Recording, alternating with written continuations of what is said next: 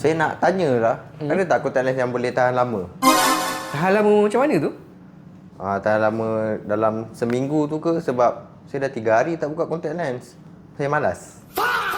Kalau contact lens pakai seminggu tak buka, bahaya tu. Contact lens ada 2 jenis. Yang pertama harian. Yang kedua bulanan. Saya pakai yang bulanan, tapi saya pakai dah 5 bulan. Saya nak jimat. Ha? Itu kan jimat. Itu extend warranty sendiri tu. Okey, abang selalu buka contact lens malam-malam buka kan? Buka, tapi saya buka kadang-kadang je. Kadang-kadang tu berapa hari? Kadang tengoklah saya suruh pakai 3 hari baru saya buka.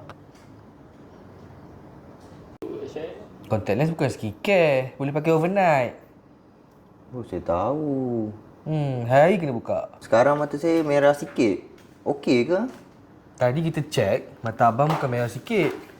Merah banyak ni macam ni. Tapi saya Google cakap okey je, tak ada masalah. Google tu bukan otomatis. Saya otomatis. Contact lens selamat kalau pakai dengan betul. Kalau tak, bukan nampak cantik, nampak hospital.